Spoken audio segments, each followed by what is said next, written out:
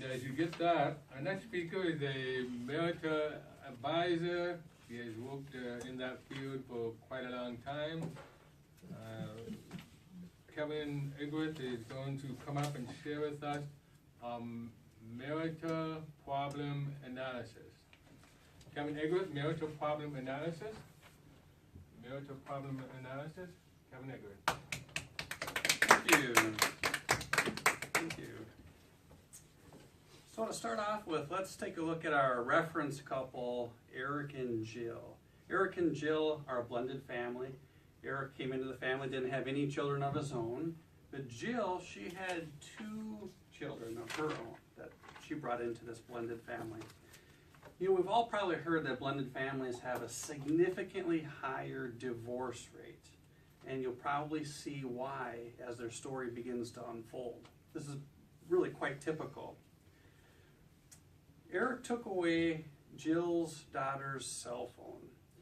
This was during the daytime. The daughter was misbehaving, was getting into some trouble, and so as a disciplinary action, he took away the cell phone to help try to keep things under control and to try to do his part, exercise his parental authority, and try to raise the children up in the way that he felt was best. Then the daughter got very upset about that.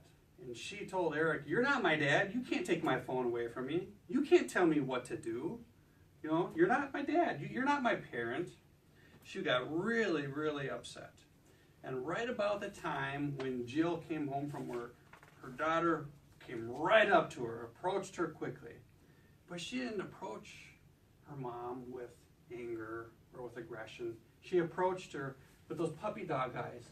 Like, "I've been hurt. I've been abused here. I've been, taken advantage of. This is just not right." And she went to Jill, to her mom, and just started proclaiming about how unfair this was. Well, Jill, she's had a long day at work. She really wasn't in the mood for this. And so she asked, "Well, what's going on?" So she got her daughter's side of the story. And Jill, she just arbitrarily gave the phone back to her daughter. Just gave it back. She didn't really agree with Eric's decision to take it away. She didn't think it was maybe that big of a deal. And she had those heartstrings that were getting tugged on because her daughter was coming to her for a source of help. I mean, who can't be moved with compassion when your child comes to you looking for help? Well, of course, Eric, he felt terribly undermined. He felt terribly disrespected. And Jill, she didn't feel a whole lot better. She felt annoyed that Eric took the phone away in the first place. She didn't think it was probably that big of a deal. Jill felt annoyed that she had to come home after a hard day's work and to intervene in these kinds of circumstances. Why couldn't they just get along? See, there have been many, many occasions similar to this that have occurred. They always had a different little twist to it. It wasn't always over a cell phone, but there was many occasions that happened like this. And Eric, he feels that Jill's kids are more important than him. He feels that Jill loves her children more than she loves him. And he starts to wonder, what value do I have in this home, in this family? Eric wants out. He's done. He's frustrated. His love is gone. So it's at this point in the story where we stop. This is a really common set of circumstances that happens in blended family. Very, very, very frequently. So let's go into analyzing the marital problem that occurred here.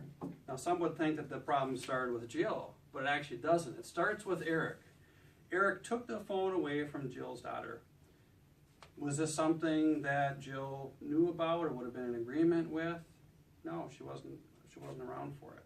So what Eric did was a love unwinder. He made an independent decision, and it's not something that Jill was or would have been in agreement with. So it started with Eric. He did a love unwinder. A love unwinder, to make it very short, directly goes against Jill's feeling of love for him. Then Jill, when she got home, she arbitrarily just gave the phone back. And what this was 2 love unwinders. One was she herself made an independent decision The second love unwinder was she made a disrespectful judgment about Eric. She disrespected him in the way that she did this in front of the daughter, and the judgment was that his judgment was not good. Hers was more superior. So she did 2 love unwinders in this occurrence, which again, a love unwinder goes directly against Eric's feeling of love for her. What would have been or could have been a better way to handle this? We teach a lot about these kinds of things in our marital negotiation course. You see, Eric doesn't know anything about independent decisions. He doesn't know anything about love unwinders. Jill doesn't know anything about love unwinders, disrespectful judgments, or independent decisions. So they're going into this blended family blind as to what's going to keep it alive or what's going to kill it. And they just did what naturally, what intuitively came to them. They just made whatever decisions occurred to them. See, it's really important that whenever we're making a decision in our marriage, that we come to mutual agreement on that decision with our spouse prior to doing anything. Sometimes that means you withhold a disciplinary action, you withhold a correctional action until you have the opportunity to get in mutual agreement with your spouse. It's really, really, really important that you go into a private room. You see, you don't want the kids to see you taking one side, the other spouse taking the other side. You want to go into a private room and you work that out. You work out the circumstances until you can come to that mutual agreement. And then you come out of the room and you provide a unified front, a unified decision to the children of what we're going to do. This is the course of action. This is, in this case, this is the discipline that we've chosen to come up with. It's so important to have that unified front, because if you don't, children, they smell if someone's on their side, and they'll use that, and they'll go to them with puppy dog eyes. Help me, I'm being mistreated here. And those heartstrings of the biological parent just gets tugged on, and you can't help but want to give in to them because you have that connection, you have that love with them, and you want to give them some grace. You know, we'll give them some forgiveness on this one. Yeah, they broke a rule, but it wasn't that big of a deal. There's 2 really strong, powerful tendencies in blended families that you don't typically come across in a regular family. The tendency of the biological parent is the parental instinct tells the biological parent to put the kids before a non-biological spouse. Now, intellectually, we all know you should never do that. We know it's a bad idea. Everybody has heard that. Everybody's been told that. But your gut instinct says the children can come first. It just is that way. Can't help it. So we have to work directly against our own instinct if we want to have a happy and healthy marriage. The second tendency is for a non-biological parent, which tends to be a bit more authoritarian, a little more structured in the correction. You know, we have these things that we discipline for, and no matter what, we're going to discipline for these things. We're going to have that structure. There's a little grace given, a little forgiveness given. It's very methodical. And, of course, there's a little less praise that occurs between a non-biological parent and the children, typically speaking. There's exceptions to every rule, I know, but this is just very, very typical. So, biological parents, we need to struggle very hard not to put our children above our spouse. If we put anything above our spouse, golf, children,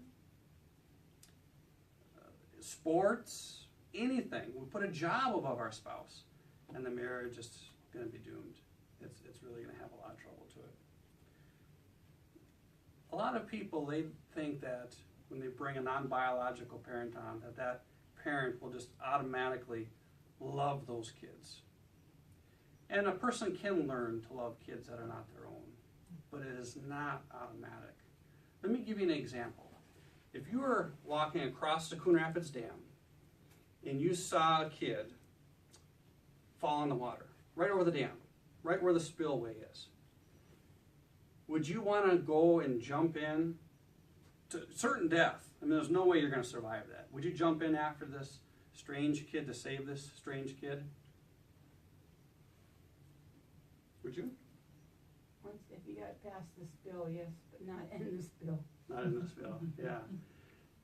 What if it was, and I won't put anybody on the spot, but what if it was someone that you're like a cousin, a little bit more distant, but you know them? Most people still would not jump in off the dam to certain death, right on the spillway, to save even someone that they're related to, that they know. But when it comes to your own children, I don't think there's a person in this room that would tell me, no, I wouldn't jump in. Even though I know I'm probably going to die, I wouldn't even think about it. I'm going in after my child, and I'm going to do anything and everything I can to save them. Do I have that right? Do I have that right? I'm trying to picture the spillway. Which part is this the dangerous part? The Coon Rapids Dam, right where the water's spilling right over the top. It's just churning. Oh, and down at the bottom it's going. Yeah, Yeah. there's Okay. no way if you I'm fell not- or jumped in that Okay. you would live through that. I'm a trained lifeguard. I wouldn't do it. Okay. Go get a stick or a Okay. boat. Sure, yep. So it's these same parental drives and things that in marriage can, work against our marriage or can work for our marriage. I'd like to tell you a story about my parental instinct. I was walking down at the Coon Rapids Dam one time, and I had my daughter with me. And these geese started chasing after her and squawking, and I don't know, they're going to try to peck her or bite her or whatever they do. And I made a fool out of myself. I started chasing that goose. Here I am, a grown adult, chasing a bird around. And I wanted to kill it. I mean, I wanted to grab it by the neck and wring it around a little bit. Yeah.